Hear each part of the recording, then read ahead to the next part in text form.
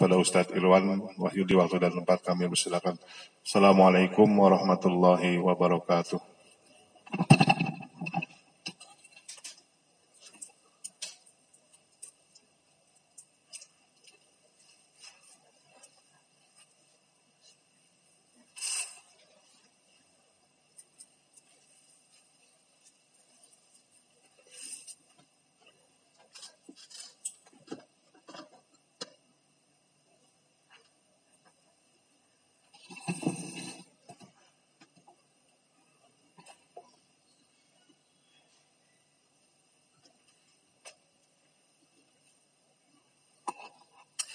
Bismillahirrahmanirrahim. Assalamualaikum warahmatullahi wabarakatuh.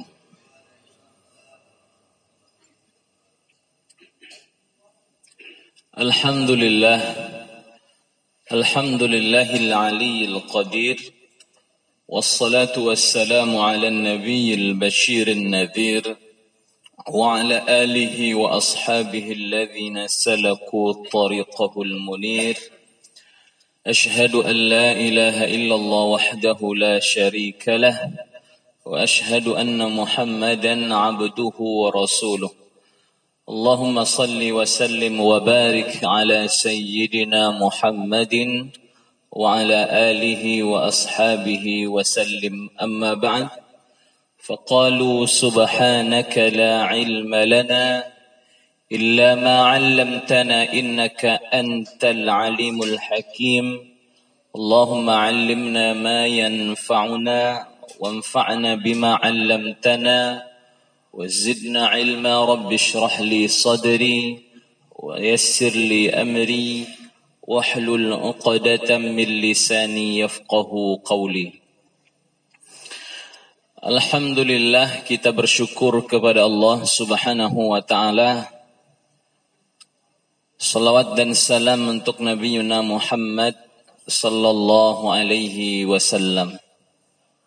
Semoga hadirin Bapak Ibu semua yang dimuliakan Allah Subhanahu wa ta'ala senantiasa diberikan oleh Allah usia yang panjang, badan yang sehat, rizki yang dimudahkan, dan diberikan taufik, hidayah, ridhanya, dan juga kecenderungan untuk senantiasa beribadah kepada Allah Subhanahu wa ta'ala, wabil khusus hati yang terpaut dengan masjid. Karena Rasulullah sallallahu alaihi wasallam menjelaskan dalam sebuah riwayat ada 7 golongan, 7 kelompok, di mana kelompok ini, golongan ini di yaumil akhir nanti akan mendapatkan naungan dari naungan Allah Subhanahu wa ta'ala, di mana pada hari itu tidak ada naungan selain naungan Allah Subhanahu wa ta'ala. Di antaranya di situ disebutkan rajulun qalbuhu mu'allakun bil masajid, yaitu laki-laki, pemuda, termasuk di antaranya di sini tentunya adalah para ibu-ibu kita yang mana hati mereka ini senantiasa terpaut dengan masjid. InsyaAllah mudah-mudahan ma'asyiral muslimin, golongan yang disebut oleh Rasulullah ini adalah kita termasuk di dalamnya.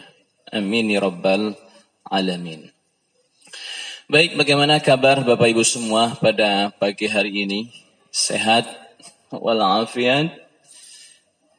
Semoga semuanya senantiasa diberikan kesehatan badan oleh Allah Ta'ala, dan tidak lupa juga diberikan kesehatan rohaninya oleh Allah Subhanahu wa Ta'ala.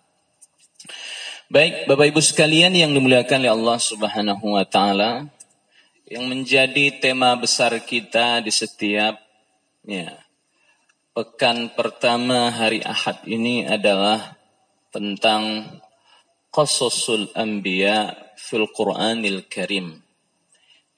Tadabbur qasasil anbiya fil Qur'anil Karim, yaitu tadabbur kisah kisah Nabi yang ada di dalam Al-Quran.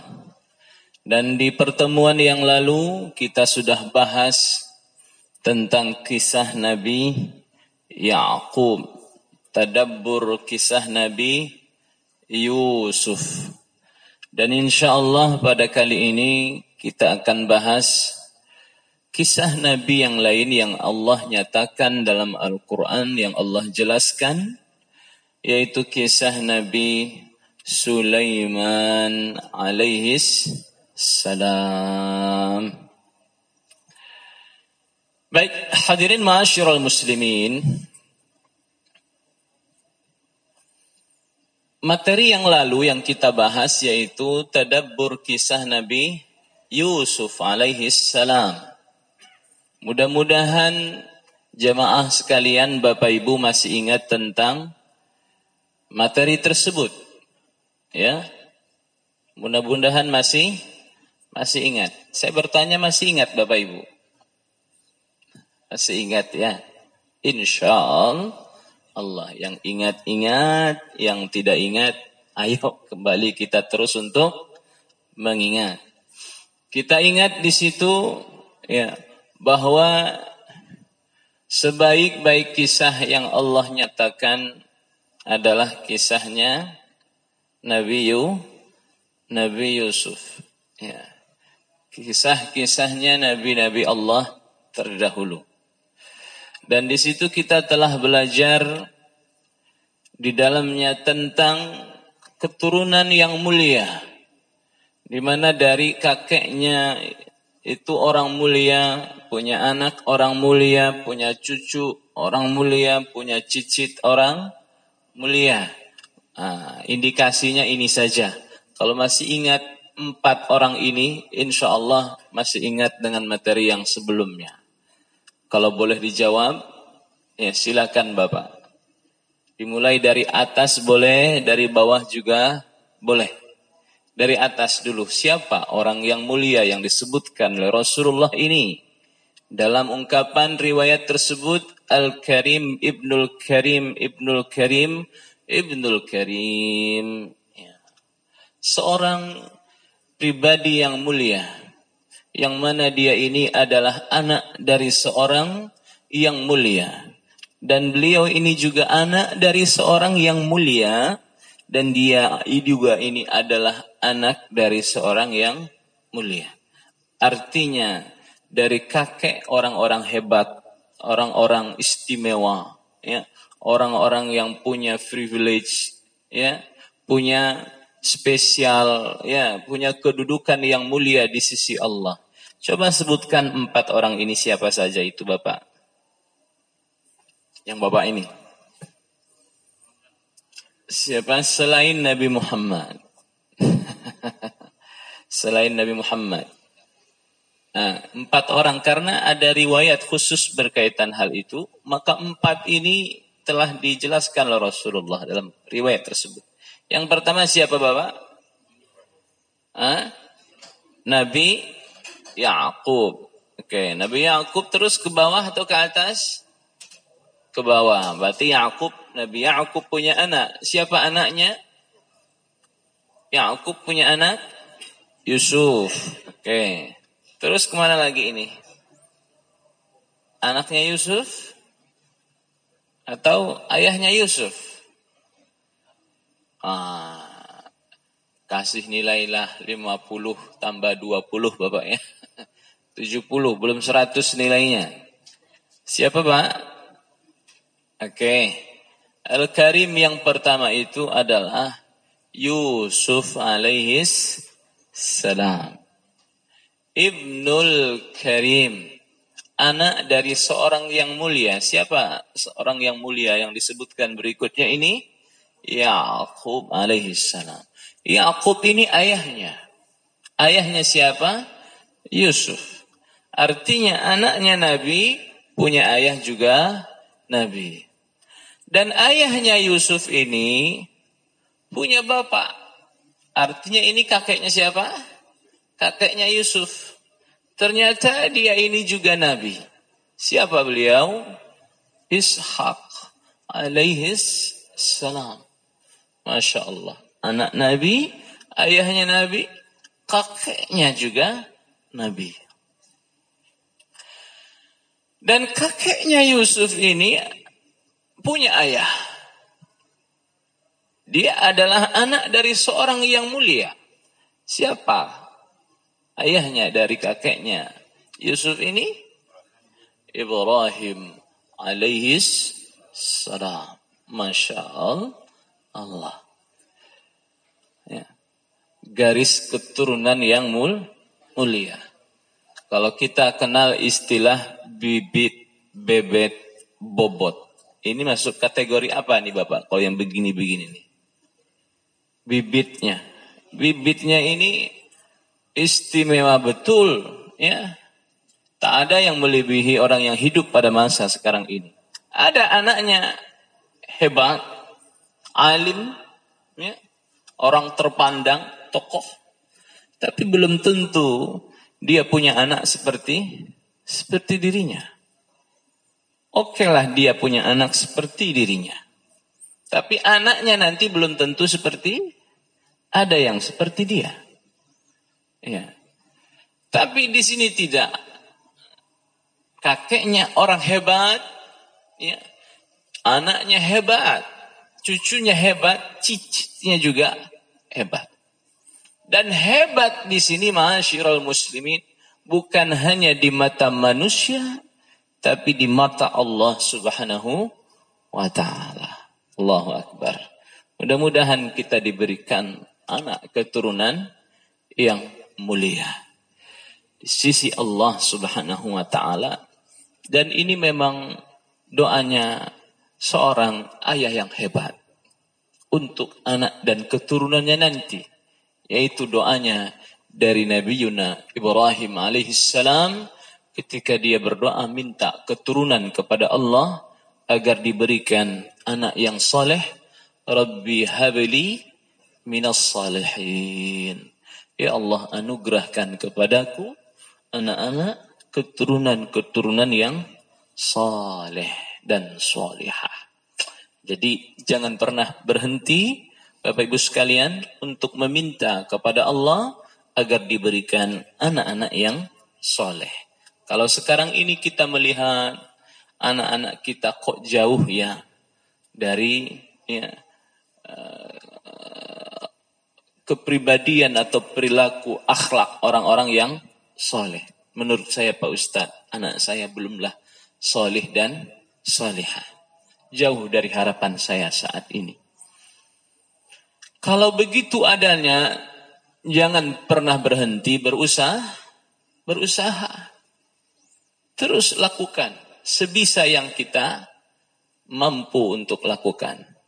Bisa jadi anak kita sekarang belum sesuai dengan harapan kita, tapi dari anaknya nanti itu, insya Allah ada yang melebihi ekspektasi kita. Artinya cucu kita nanti, cicit kita nanti, ada yang sesuai dengan harapan dan keinginan kita. Jadi jangan pernah berhenti berdoa kepada Allah Subhanahu wa taala. Nah, ma'asyiral muslimin, kali ini tema khususnya yaitu kisah Nabi Sulaiman alaihi salam di dalam Al-Quran. Ada yang namanya Sulaiman di sini? Belum ada. Akan, Ustaz. Tetangga ada yang namanya Sulaiman? Ya. Enggak ada juga. Ada saudaranya namanya Sulaiman, insya Allah ada. Kalau tak ada nanti, kalau bapak-bapak di sini punya cucu, berilah itu namanya nanti Sulaiman. Ini orang hebat, nabi hebat, nabi yang istimewa. Dan buktinya adalah Allah nyatakan namanya dalam Al-Quran bersama nama-nama istimewa yang lainnya. Siapa nama-nama istimewa itu? Insya Allah kita sebutkan nanti. Nah, saya bertanya kepada Bapak Ibu, ketika saya menyebut nama Sulaiman, maka bayangan apa yang pertama kali muncul dalam kepala kita? Tadi kan saya tanya, ada nggak tetangganya namanya Sulaiman? Nggak ada. Iya, anaknya Sulaiman nggak ada. Jadi nggak ada pengalaman dengan yang namanya Sulaiman. Tapi ketika saya tanya, ketika mendengar nama Sulaiman, maka yang muncul pertama kali dalam kepala kita itu apa? Tentu bukan bayangan tentang tetangga kita, karena nggak ada yang namanya Sulaiman. Apa Pak Ustadz Mauluddin? Hah? Kaya, Masya Allah. Memang kita ini pengen kaya itu Bapak ya. Kaya, ingat Sulaiman, ingat kekayaan. Siap, betul jawabannya. Ada lagi Bapak? Bisa bicara dengan binatang. Masya Allah, hebat. Betul, bisa bicara dengan binatang. Kita aja bicara dengan anak kita kadang susah-susah gitu ya. Ini bisa bicara dengan binatang. Apalagi Bapak? Yang ketiga. Apa itu jin? Nabi Sulaiman itu jin? Bukan. Apa Pak? Bisa memerintahkan jin. Betul, Masya Allah. Terakhir. Satu lagi. Apa Pak? Bisa memerintahkan angin. Bisa menguasai, mengendalikan angin atas izin Allah. Betul. Hebat betul ini Sulaiman ya Pak ya. Udah kaya, bisa bicara dengan binatang, bisa apa tadi lagi? Mengendalikan jin, menguasai jin, memerintahkan jin, bisa memerintahkan arah angin. Saya bertanya kepada Bapak, ada nggak orang sekarang yang bisa seperti itu? Satu aja. Kalau kaya oke lah, banyak orang yang kaya. Tapi pertanyaan saya, apakah dia lebih kaya dari Sulaiman?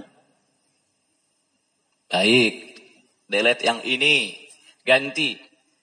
Ada yang bisa seperti Nabi Sulaiman dalam bicara dengan bahasa binatang? Ada Pak Ustadz. Tetangga saya, tiap sore dia tuh ngomong sama burungnya.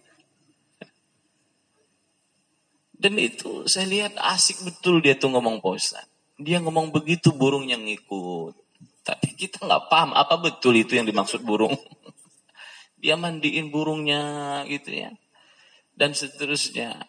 Apakah itu yang dimaksud dengan berbicara dengan burung? Atau memahami bahasa semut? Wallahu a'lam. Yang jelas bukan seperti itu. Baik. Itu muqaddimah Bapak. Tapi jawaban-jawaban yang tadi Bapak sampaikan, insya Allah itu benar adanya. Dan ini insya Allah akan kita bahas secara terperinci dalam materi yang kita sampaikan pada pagi ini. Baik ma'asyiral muslimin yang dimuliakan Allah subhanahu wa ta'ala. Berkaitan dengan kisah Nabi Sulaiman ini, Allah nyatakan dalam Al-Quran tak kurang 5 surat. Bahkan lebih ya, yang bercerita, yang berkisah tentang Nabi Sulaiman. Jadi kisahnya ini tersebar Bapak. Kalau kisah Nabi Yusuf ini ya, ada dalam surat apa? Yusuf. Ya, secara utuh ya. Meski ada beberapa potongan yang ada di surat yang lain ya, tapi utuhnya ada dalam surat Yusuf. Kalau kita baca itu secara ya mendetil, seakan-akan kita baca kisah surat Yusuf ini sedang membaca apa Bapak? Ya kayak baca novel gitu Bapak ya. Tapi novel yang berbeda dari novel yang dibuat manusia. Kisahnya itu terbawa kita ya. Ketika membaca surat Yusuf ini lengkap dengan muqaddimahnya ya. Kemudian ada konfliknya, kemudian akhir daripada konfliknya itu ada itu dalam surat Yusuf. Nah, kisah Nabi Sulaiman ini Allah nyatakan dalam Al-Quran. Ya, dalam beberapa surat. Dan nama Sulaiman sendiri ini tak kurang Allah menyebutnya 15 kali. Bahkan lebih. Ya, Allah menyebut nama Sulaiman. Dan nama ini Allah gandengkan penyebutannya itu dengan nama-nama istimewa yang lainnya. Siapa nama-nama itu? Allah berfirman dalam suratul An'am ayat 84. A'udzu billahi minasy syaithanir rajim. Wa wahabna lahu Ishaq wa Ya'qub kullan hadaina ونوحا هدينا من قبل ومن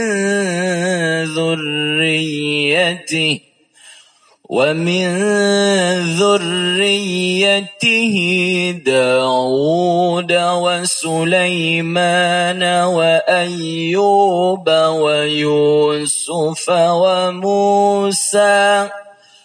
ويوسف وموسى وهارون وكذلك نجزي المحسنين.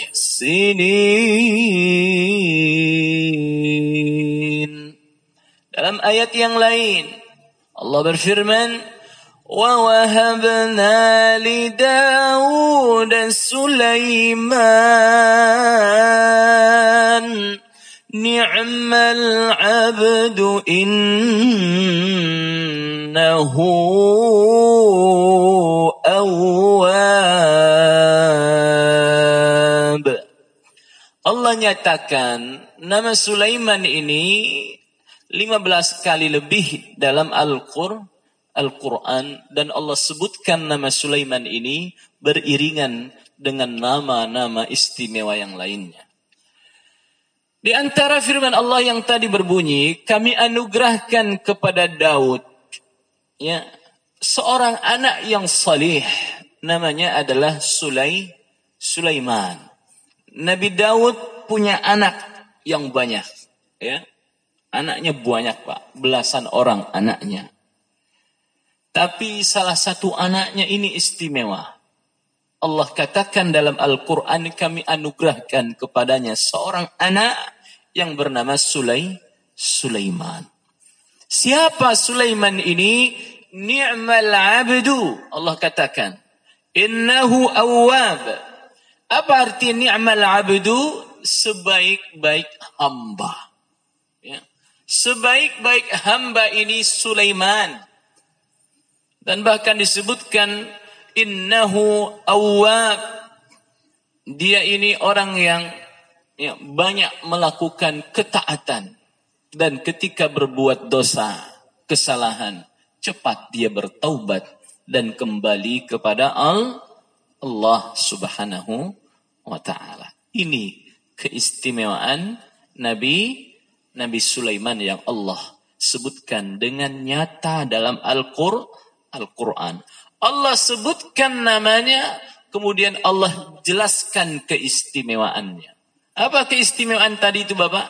Ni'mal abdu innahu awwab. Sebaik-baik hamba. Jelas sudah bagaimana pujian dari Allah terhadap Nabi Sulaiman ini.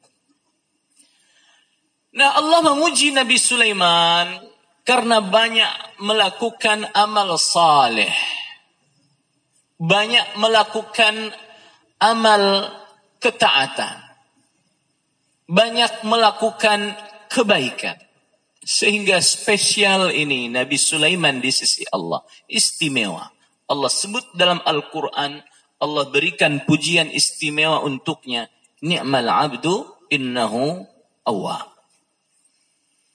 Kemudian dalam ayat yang lain Allah menjelaskan lagi, fafahamnaha Sulaiman, dan kami berikan pemahaman tentangnya kepada Sulaiman. Artinya Nabi Sulaiman ini diberikan pemahaman yang kuat, diberikan ilmu yang luas, diberikan fikiran yang tajam oleh Allah Subhanahu wa taala. Bahkan disebutkan ketajaman fikirannya, kedalaman ilmunya, keluasan hikmah yang dimilikinya ini melebihi yang dimiliki oleh siapa Bapak? Ayahnya. Siapa ayahnya? Daud alaihis salam. Kemudian ma'asyiral muslimin, keistimewaan lain yang dimiliki oleh Nabi Sulaiman adalah beliau ini yang membangun masjid yang mulia. Masjid apa Pak? Apa masjid yang dibangun oleh Nabi Sulaiman? Masjid Al-Aqsa. Ya. Nabi Sulaiman yang bangun Masjid Al-Aqsa. Ya. Jika Nabi Ibrahim membangun Masjidil Haram dan Nabi Muhammad yang membangun Masjid Nabawi. Ini satu pendapat. Mesti ada pendapat yang lainnya yang menyatakan bahwa Masjidil Haram dan Masjid Al-Aqsa ini yang pertama membangunnya itu adalah Nabiullah Adam alaihis salam yang memulai pembangunannya. Ketika ditanya Nabi tentang hal itu, ya, masjid apa yang pertama kali dibangun wahai Nabi?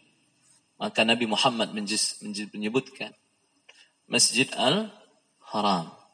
Kemudian masjid apa berikutnya? Masjid Al-Aqsa. Berapa jarak antara keduanya? Sebutkan di situ arba'ina sanah. Apa arti arba'ina sanah Bapak? 40 tahun. Ya, 40 tahun.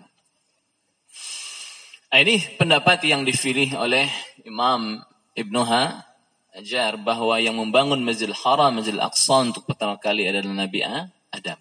Dan nabi-nabi berikutnya ini yang melanjutkan pembangunannya. Nabi Ibrahim melanjutkan pembangunan apa? Masjid Al-Aqsa, menyempurnakannya.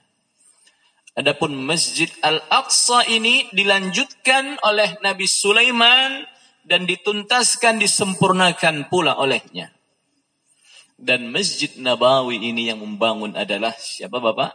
Rasulullah Nabiyuna Muhammad sallallahu alaihi wasallam. Ini masjid-masjid yang istimewa. Ya. 3 masjid istimewa.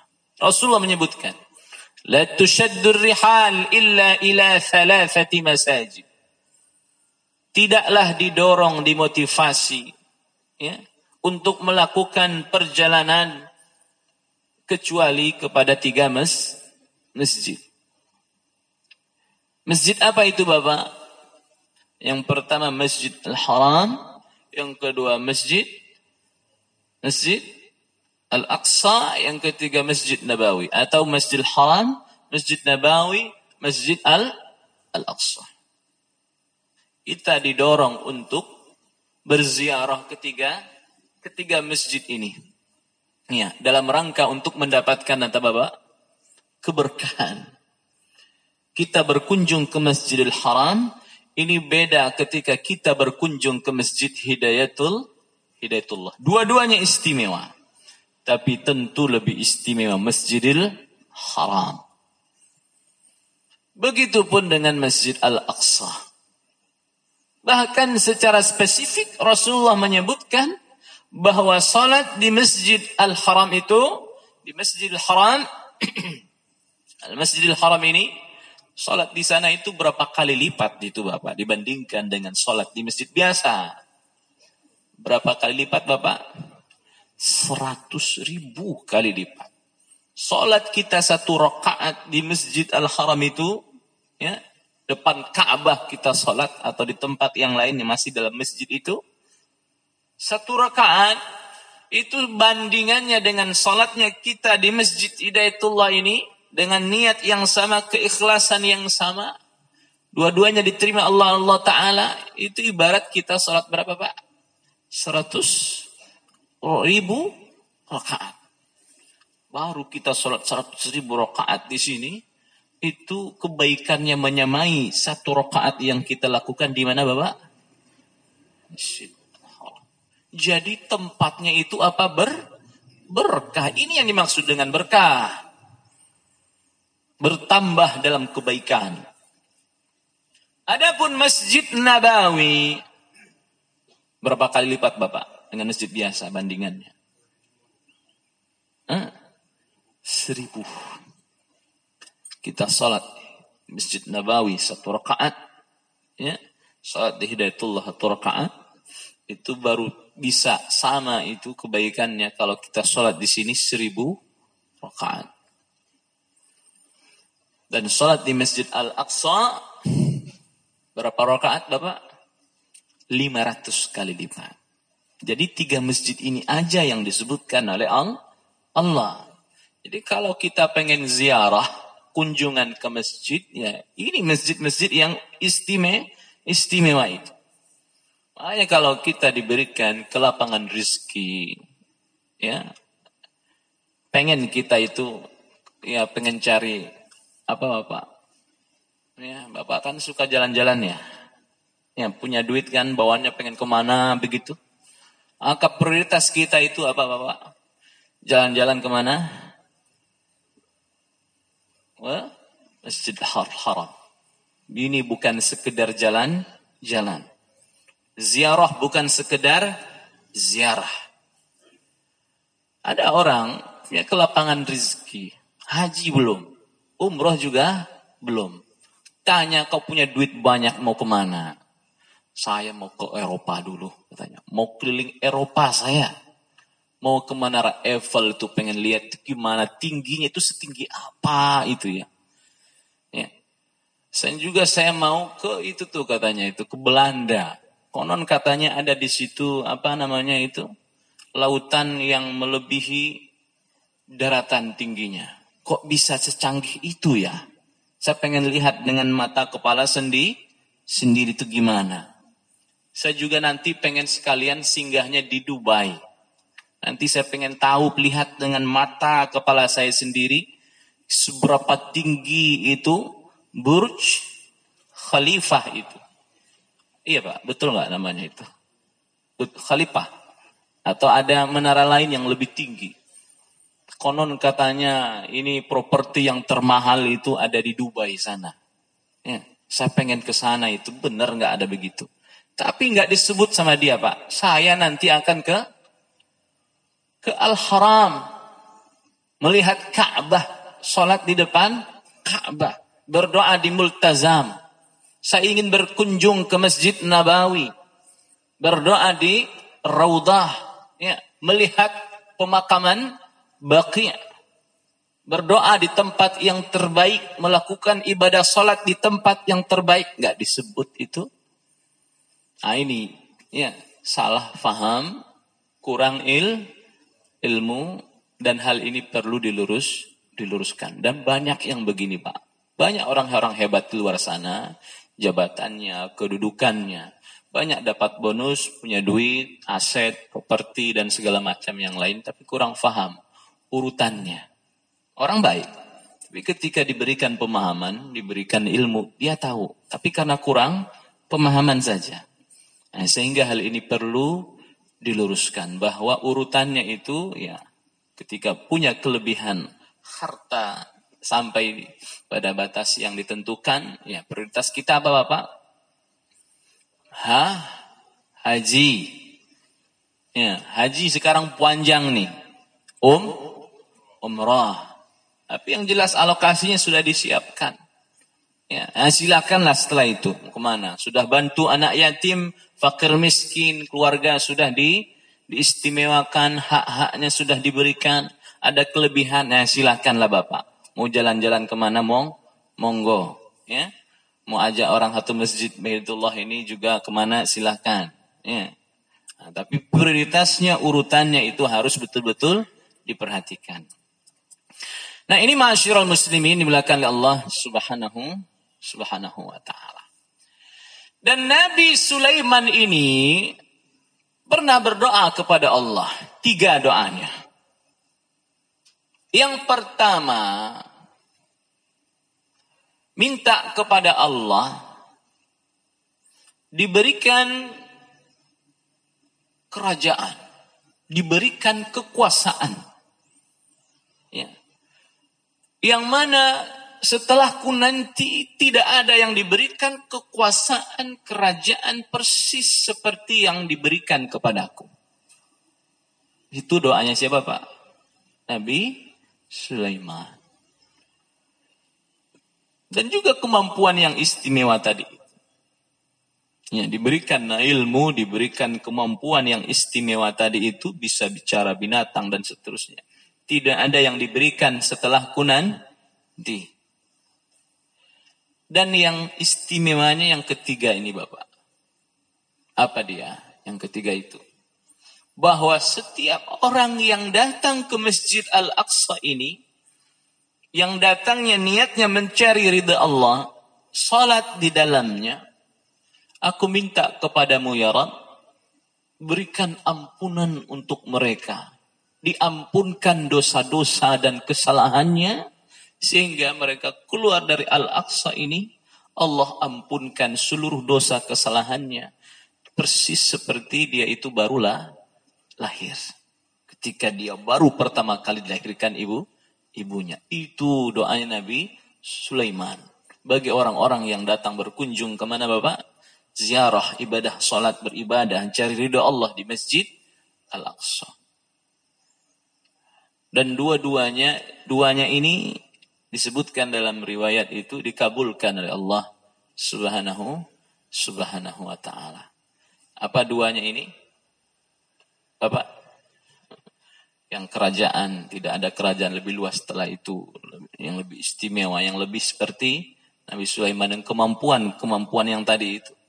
Dan yang ketiga ini yang disebutkan juga oleh Rasulullah sallallahu alaihi wasallam bahwa kita yang berkunjung ke Masjid Al-Aqsa ini niatnya karena Allah, insya Allah akan diampuni dosa-dosa dan kesalahannya oleh Allah Subhanahu wa ta'ala. Nah, ini keistimewaan dan keutamaan Nabi Sulaiman. Nah, berikutnya ma'asyiral muslimin, kita bahas kisahnya yang tersebar dalam beberapa surat itu. Di antaranya yaitu dalam surah Shad. Surat apa Bapak Ibu? Shad. Ada ya surat namanya Shadnya. Suratnya. Satu huruf doang namanya. Hurufnya apa dia? Shad.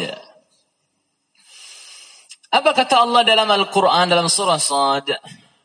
وَوَهَبْنَا لِدَاوُودَ سُلَيْمَانَ نِعْمَ الْعَبْدُ إِنَّهُ أَوَّابٌ. Dan kami karuniakan kepada Daud, Sulaiman, dia adalah sebaik-baik hamba. Sesungguhnya dia itu amat taat kepada Allah Subhanahu wa ta'ala. Shad ayat 30. Nah, ma'asyiral muslimin, Allah puji bahwa Nabi Sulaiman ini sebaik-baik hamba. Padahal ma'asyiral muslimin, kalaulah kita lihat faktanya Nabi Sulaiman ini, dia ini orang yang kaya. Dia ini seorang raja.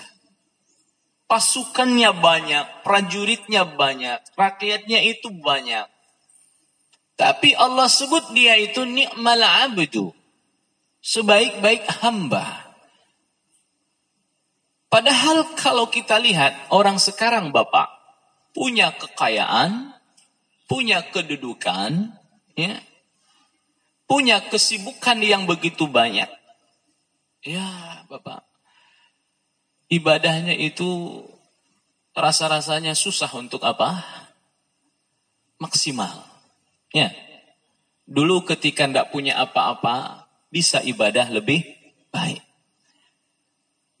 Tapi ketika Allah bukakan untuknya dunia, Allah berikan kepadanya kemewahan, keistimewaan, kemudahan urusan, prestise, kedudukan, jabatan, popularitas, maka ibadah-ibadah yang dulu pernah dilakukan, sekarang sudah mulai ditinggalkan satu persatu. Dulu masjid sering disambangi untuk sholat 5 waktu. Tapi sekarang sudah mulai beralasan. Maaf, saya sibuk. Tidak bisa lagi saya ke masjid. Nanti saya sholat kalau sempat di perjalanan. Dia kira urusan itu lebih penting urusan dunia itu dibandingkan ibadah sholatnya barang 1 rakaat. Padahal Rasulullah katakan, rakaatul fajri khairum minad dunya wa ma fiha. 2 rakaat sholat fajar yang tadi Bapak lakukan itu sebelum subuh, khairun kata Allah, lebih baik daripada dunia dan seisinya. Dunia Pak, isinya juga digabung. Yang kalau dibandingkan dengan 2 rakaat itu jauh lebih istimewa. Di sisi Allah 2 rakaat itu dibandingkan urusan dunia. Nah ini menjadi perhatian bagi kita. Tapi Nabi Sulaiman ini ma'asyiral muslimin disebutkan kekayaannya tidak buat dia lupa. Kekuasaannya tidak buat dia itu menjadi lalai. Jabatannya tidak buat dia jauh dari Allah. Tapi membuat dia itu semakin dekat dan taat kepada Allah subhanahu wa ta'ala. Sholatnya, ibadahnya itu panjang. Betul Bapak Sulaiman itu. Tahu. Ya, prajurit itu tahu itu. Rajanya itu ibadahnya Masya Allah. Kalau ibadah itu lama itu Bapak. Kan disebutkan itu Bapak. Sampai nggak ketahuan itu wafatnya Nabi Sulaiman itu. Ya kan? Baru ketahuan wafatnya itu saat apa Pak? Nah, rayap yang ngasih tahu. Dimakan itu apa Pak? Tongkatnya itu dimakan. Baru ketika dimakan tongkatnya itu baru terjatuh, baru orang sadar. Prajurit itu sadar. Bahkan jin-jin yang tahu itu gak tahu bahwa majikannya itu sudah wafat. Dikiranya apa Pak? Nah ini dia. Mereka ngiranya penguasa rajanya ini sedang apa? Majikannya sedang ngapain? Ibadah. Dia kok berdiam dalam waktu lama? Biasanya sedang apa ini? Ibadah. Zikir. Ya. Lama. Mereka paham ini lama ini. Zikirnya itu lama. Maka nggak ada curiga satupun. Ya kalau di sini kan ada orang diri lama gitu. Curiga kan? Diri itu lama itu Bapak. Atau termenung gitu kan. Tunduk itu. Lama itu. Orang sudah mulai curiga. Nggak ada yang begitu. Ya. Tapi ketika Nabi Sulaiman yang berbuat begitu. Orang faham, orang tahu. Bahwa itu sedang zikir. Sedang beribadah kepada Allah subhanahu wa ta'ala. Ini menunjukkan apa Bapak? Ibadahnya tidak terpengaruh. Ketaatannya tidak terpengaruh. Tidak turun kualitas dan kuantitasnya. Meski Allah bukakan untuknya perbendaharaan dunia. Popularitas Allah bukakan baginya. Kekayaan Allah berikan. Kemampuan untuk menundukkan, mengendalikan makhluk-makhluk yang lain Allah berikan. Tapi tidak menurunkan kualitas kuantitas beribadah. Ini orang hebat Bapak. Wajar Allah puji. Ni'mal abdu. Bapak masih ingat kan kisahnya sahabat itu? Ya. Kisah siapa itu Bapak? Ketika sholat, langsung keluar. Ya. Ada nggak yang begitu Bapak zaman Nabi? Habis sholat, langsung keluar masjid. Keluar lagi masjid. Nabi heran, nih orang kenapa ya? Sampai ditegur Nabi, sini dulu. Kenapa langsung keluar? Nggak pengen doa? Nggak pengen meminta? Nggak pengen zikir? Apa jawabannya Pak? Di rumah saya punya keluarga. Punya istri. Ini sarung yang saya pakai ini gantian ini. Sama siapa? Sama istri Pak. Masya Allah. Sarungnya gantian untuk sholat. Sampai seperti itu. Ini hidup memprihatinkan betul itu Bapak ya. Tapi hebatnya orang ini. Meski hidupnya memprihatinkan. Tapi tidak lupa dengan jamaah.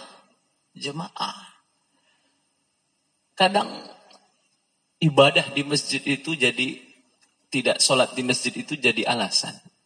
Maksudnya mencari, berusaha, bekerja itu jadi alasan untuk tidak sholat di masjid. Saya lagi sibuk kerja saya ini, anak di rumah ini lagi butuh ini. Sekarang jadi alasan, susah saya ke masjid.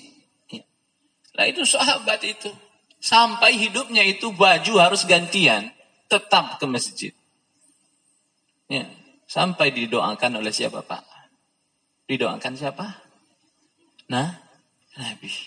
Didoakan Allah berikan kepadanya kelapangan rizki. Masya Allah. Siapa yang doain Pak? Nabi. Kalau Nabi Muhammad sudah mendoakan untuk sahabatnya. Masya Allah. Ini sebaik-baiknya doa. Mustajab. Dan ternyata benar mustajab doa Nabi itu kepada orang tersebut. Mulai Allah bukakan untuknya apa Pak? Kelapangan rizki. Terbuka itu. Dia punya hewan ternak. Punya gembalaan. Dibuka tuh gembalaannya oleh Allah. Yang tadinya jumlahnya sedikit sekarang bertambah banyak. Beranak pinak. Sehat-sehat. Besar-besar. Gembur-gembur. Sampai itu padang itu. Lahan dipenuhi oleh hewan ternaknya. Jadi orang kaya Pak. Ini doanya siapa? Nabi Muhammad SAW. Tapi singkat kisah, singkat cerita. Disebutkan pada akhirnya orang ini lupa. Ketika Allah bukakan untuknya kelapangan rezeki, kemudahan itu. Lupa. Artinya apa? Banyak orang tidak kuasa. Ketika dibukakan dunia baginya. Dulu ketika hidup biasa, fakir, miskin, kuat dia. Dia tetap ke masjid, duduk bersama orang-orang saleh, beribadah kepada Allah. Tapi ketika sudah Allah bukakan dunia, perlahan demi perlahan, semua sudah mulai ditinggalkan. Bahkan Pak, orang tua juga sudah dilupakan. Dulu ketika miskin orang tua diakui. Tetapi ketika kaya jadi orang sukses beristrikan wanita cantik yang punya kedudukan, lupa sama orang tua. Bahkan ketika bertemu dengan orang tua lama sudah tak pulang. Ketika bertemu dengan orang tua yang bentuknya katanya seperti itu, ini bukan ibu saya. Perasaan ibu saya bukan begini orangnya. Jelas itu ibunya. Karena dia lebih mementingkan prestisenya. Lebih mementingkan nama baiknya di hadapan keluarga istrinya. Nauzubillah min zalik. Ada yang begini. Ini yang orang istilahnya itu dibuat buta oleh dunia. Tapi tidak dengan Nabi Sulaiman. Nah ini ma'asyiral muslimin. Dimuliakan oleh Allah subhanahu wa ta'ala. Jadi Nabi Sulaiman ini apa Bapak Ibu? Dipuji oleh Allah. Disebut dengan ni'mal abdu. Ya, kemudian disebut lagi di ujungnya innahu awwab. Ya, artinya ketika berbuat kesalahan cepat taubat dan kembali kepada Allah. Itu dua keistimewaannya apa Pak? Yang pertama banyak ketaatan, banyak amal saleh, panjang ibadahnya. Yang kedua ketika berbuat salah cepat kembalinya. Langsung istighfar, kemudian cepat bertaubat kepada Allah subhanahu wa ta'ala. Bahkan taubatnya itu tidak hanya dalam bibir saja, tidak hanya istighfar saja, tapi dibuktikan diiringi komitmen taubatnya itu dalam amal nyata. Sebagaimana yang Allah gambarkan dalam Al-Quran, dalam surah Sad ayat 31, ayat 32. إذ عرض عليه بالعشي الصافنات الجياد فقال إني أحببت حب الخير عن ذكر ربي حتى توارت بالحجاب. Ingatlah ketika ditunjukkan kepadanya itu kuda-kuda yang tenang di waktu berhenti. Dan cepat waktu berlari. Dan ini pada waktu sore. Maka ia berkata, sesungguhnya aku menyukai kesenangan terhadap barang yang baik. Atau kuda ini. Sehingga aku lalai mengingat Tuhanku. Sampai kuda itu hilang dari pandangan. Artinya apa Bapak Ibu? Suatu ketika Nabi Sulaiman ini diperlihatkan kepadanya, ditunjukkan kepadanya kuda-kuda yang nanti akan berangkat berjihad. Nabi Sulaiman itu senang Bapak. Dia pemimpin yang luar biasa. Dalam proses kepemimpinannya itu dia betul-betul detail dalam urusannya. Ketika mau berangkat jihad, kuda-kudanya itu diinspeksi dulu. Dia melihat kuda-kudanya itu. Senang dia dengan kuda-kudanya itu, melihatnya. Tapi disebutkan di sini, karena kesenangannya itu lupa saat itu. Lalai dia ngapain Pak? Zikir. Lalai zikir saat itu. Lalai ibadah. Sehingga matahari tenggelam sudah. Dan dia lupa berzikir, beribadah kepada Rabbnya. Lalu ma'asyiral muslimin, ingat dia dengan hal itu. Sehingga dia beristighfar kepada Allah subhanahu wa ta'ala. Taubat. Taubat Pak. Kapan taubatnya? Saat itu juga taubatnya. Tidak perlu nunggu lama. Disebutkan. Qala rabbi ighfir li wa hab li mulkan la yanbaghi li ahad. Mohon maaf. Rudduha alayya fatafiqa mashan bis-suqi wal a'naq. Karena dia menyesal, karena dia lupa dan menyesal bertaubat kepada Allah, minta dipanggilkan kuda-kuda itu. Bawa kuda-kuda itu kembali lagi ke sini. Datangkan kuda-kuda itu semuanya ke sini. Loh, kok didatangin lagi? Kan sudah tadi ditunjukkan. Ya. Ternyata didatangkan itu tujuannya apa Bapak? Untuk disembelih ini kuda, dipotong kakinya, lehernya juga begitu dipotong Pak. Lah, terus diapain? Dibuang. Dibagi-bagikan kepada siapa Pak? Fakir miskin. Orang-orang yang membutuhkan. Dibagi-bagikan itu. Kenapa? Bentuk penyesalannya kepada Allah subhanahu wa ta'ala. Bapak juga ingat dulu kan kisahnya. Seorang sahabat dibuat lupa dari sholat. Ya, karena kebunnya. Lalu kemudian bukti penyesalannya. Kebunnya ini diinfakkan fi sabilillah. Meski ada yang membantah kisah ini, tapi wallahu alam, kisah ini pernah disampaikan, diinfakkan itu kebun. Bapak pun demikian kan, senang sama tunggangannya di rumah itu ya, senang melihat kelirnya, masya Allah, ini baru beli, ada Avanza keluaran terbaru, ya, masya Allah dibeli, dilihat-lihat, indah betul nih, sampai lupa jadwal sholat. Di Hidayatullah selesai sholat sudah. Sholat apa selesai Bapak? Sholat asar selesai. Bapak baru sadar, astagfirullah. Saya belum sholat asar. Tapi ketika berangkat ke masjid, ternyata sudah selesai sholat. Ustadz Nandang udah pulang. Ustadz Maulid udah pulang. Astagfirullah. Luput saya dari sholat jamaah. Ya Allah, saya menyesal. Ini nih mobil ini yang buat saya lupa ini. Udahlah, mobil diinfakkan ke Hidayatullah aja. Jadi ambulan. Jadi fasilitas operasional.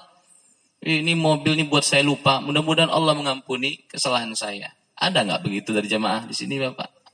Kalau ada yang begitu, yang hebat itu Bapak. Levelnya itu mirip-mirip sahabat itu levelnya ya. Kalau ada yang begitu, mirip-mirip levelnya Nabi Sulaiman dalam hal penyesalannya. Nah, jadi seperti itu. Ini menunjukkan apa Bapak? Kesungguhan. Tidak hanya istighfar, tapi dibuktikan. Ada amal soleh lainnya yang mengikuti. Kalau kita istighfar nggak ngapain Pak? Contohnya. Ya. Tidak meninggalkan apa contohnya selain sholat fardu tadi itu. Kita punya jadwal memang rutin menyantuni anak ya yatim. Sampai pada jadwal ditentukan lupa kita. Dibuat lupa oleh satu hal, astagfirullahaladzim. Itu anak yatim sedang nunggu saya ini. Biasanya saya rutin ngasih santunan buat dia. Ini ditunggu, ini sudah makan apa itu nanti dia. Astagfirullahaladzim, ya Allah, mohon maaf ya Allah. Akhirnya apa? Datang ke sana. Benar dikasih, tetap dikasih. Ya, yang menjadi hak rutinnya. Tapi ditambah Pak. Bonus. Ya, 2 kali Pak. Kemudian dibawa lagi setelah itu jalan. Nah, seperti itu mirip-miripnya. Ada amalan pengganti yang mudah-mudahan membuat Allah subhanahu wa ta'ala menerima uzurnya. Baik, ini Bapak Ibu sekalian, masih panjang ini kisahnya ini ya, tapi waktu sudah menunjukkan sudah waktu syuruk sudah masuk. Sudah syuruk Ustaz Mauludin? Dikit lagi. Setengah menit lagi, lanjutin dikit lagi. Jadi diminta panggil itu kuda-kudanya. Bahkan ada yang disebutkan pendapat lain. Ya, ketika Nabi Sulaiman ditunjukkan kuda-kudanya itu didatangkan kepadanya, itu ditepok-tepok tuh kudanya, Pak. Orang zaman sekarang kan begitu kan, Bapak lihat. Sayang di kuda-kuda, diapain kudanya? Diusap-usap. Sambil diajak ngomongan begitu. Hebat kamu ya. Indah betul kamu kulitnya. Kudanya gak paham kan. Ini ya menunjukkan. Ungkapan itu menunjukkan rasa kagumnya, senangnya. Mungkin bersyukurnya dengan hal itu. Diusap-usap. Bahkan Nabi Sulaiman itu menghilangkan debu yang ada di kudanya. Tepok supaya debunya itu pergi. Sampai kemudian kudanya itu pergi berlalu dipelototin, diliatin terus sama Nabi Sulaiman. Sampai hilang dari apa Pak? Pandangannya. Luput dari sholat, luput dari ibadah, luput dari zikir. Diminta datang kembali. Bawa kembali itu kuda-kudanya. Lalu dipotong kakinya, dipotong lehernya. Bukan zalim. Ya, bukan berbuat zalim. Disembelih. Tapi diberikan kepada fakir miskin, orang-orang yang membutuhkan. Nah, ini yang dilakukan oleh Nabi Sulaiman. Maka wajar Allah sebut beliau ini dengan apa? Ni'mal abdu innahu awwab. Sebaik-baik hamba itu adalah Nabi Sulaiman. Innahu awwab. Banyak melakukan ketaatan dan cepat kembali ketika melakukan dosa dan kesalahan. Baik, sampai di sini Bapak. Insya Allah pada kelanjutan berikutnya kita akan bahas ya, kisah yang lain yang berkaitan dengan Nabi Sulaiman alaihis salam yang ada dalam surah An-Naml, dalam surah Saba, dan dalam beberapa surat yang lainnya. Mudah-mudahan apa yang tadi disampaikan kepada Bapak bisa menambah pemahamannya, keilmuannya tentang kisah-kisah Nabi, bil khusus yang Allah nyatakan dalam Al-Quran. Hadanallah wa iyyakum ajma'in. Aqulu qawli hadha wa astaghfirullah li wa lakum fastaghfiruh. Innahu wal ghafurur rahim. Assalamualaikum warahmatullahi wabarakatuh.